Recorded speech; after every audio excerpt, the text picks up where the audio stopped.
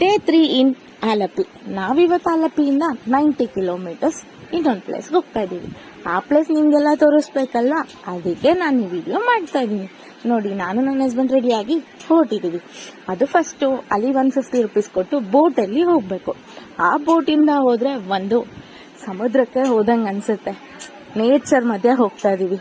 ಅದಕ್ಕೆ ಫೈನಲಿ ಆ ಪ್ಲೇಸಿಗೆ ಬರ್ತಾ ಇದ್ದೀವಿ. ಐ ಲವ್ ಸಂಬಾರ ಗೋಡಿ ಅನ್ನೋ ಪ್ಲೇಸ್. ಅದು ಸಂಬ್ರೋಡ್ ಗೋಡಿ ಪ್ಲೇಸ್. ಆ ಪ್ಲೇಸಲ್ಲಿ ಫುಲ್ಲು ಹೈಲ್ಯಾಂಡ್ ಇರೋದು. ಹೈಲ್ಯಾಂಡ್ ಮಧ್ಯ ಬೋಟಿಂಗ್ಸು ಎಲ್ಲಾನು ಇದೆ.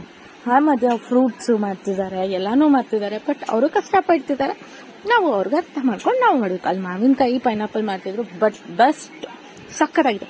ಆಮೇಲೆ ನಾವು ಮತ್ತೆ ಬೋಟಿಂಗ್ ಸ್ಟಾರ್ಟ್ ಮಾಡಿದ್ವಿ. ಫುಲ್ಲು ಮಧ್ಯ ಹೈಲ್ಯಾಂಡ್ ಮಧ್ಯ ಕರ್ಕೊಂಡು ಹೋಗ್ತಿದ್ದಾರೆ.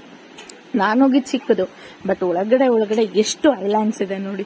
ನಿಜವಾಗ್ಲೂ ಒಂದು ಫ್ಯಾಮಿಲಿ ಎಲ್ಲ ತುಂಬಾ ಟೈಮ್ ಸ್ಪೆಂಡ್ ಮಾಡಕ್ಕೆ ಒಳ್ಳೆ ಪ್ಲೇಸ್ ಅಂತ ಅನ್ನೋ ಚಾನ್ಸ್. ಸಖತ್ತಾಗಿದೆ ಪ್ಲೇಸಸ್ ಮಾತ್ರ. ನಿಜವಾಗ್ಲೂ ಒಂದು ಐಲ್ಯಾಂಡ್ಗೆ ಬಂದ್ಬಿಟ್ಟಿದೀವಿ ಅನ್ನೋ ಫೀಲ್ ಇದೆ. ನಿಜವಾಗ್ಲೂ ಆ ಬೋಟಿಂಗ್ ರೈಡ್ ಹೋಗ್ತಾ ಇರೋದು ಎಲ್ಲಾನು ನಾನು ನನ್ನ ಹಸ್ಬೆಂಡ್ ಅಂತೂ ತುಂಬಾ ಎಂಜಾಯ್ ಮಾಡಿದ್ವಿ. ನಾವು ಅನ್ಕೊಂಡು ಹೋಗಿದ್ದು ಹೆಂಗಿರುತ್ತೋ ಏನೋ ಅಪ್ಪ ಅಂತ. ಬಟ್ ನಾವ್ ಅನ್ಕೊಂಡ್ವಿ ಸ್ವಲ್ಪ ಅಷ್ಟೇ ನೀರಿರುತ್ತೆ, ಬಟ್ಟೆ ಏನು ತಗೊಂಡೋಗಕ್ ಬೇಡ ಅಂದ್ಬಿಟ್ಟು.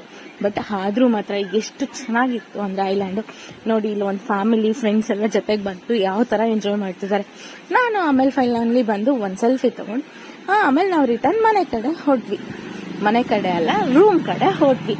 ಇವತ್ತಿನ ಲಾಗ್ ಇಷ್ಟ ಆಗಿದ್ರೆ ಲೈಕ್, ಶೇರ್, ಕಾಮೆಂಟ್ಸ್ ಮಾಡಿ, ಫಾಲೋ ಮಾಡಿ. ಮತ್ತೆ ಸಿಗುವ. ಬಾಯ್.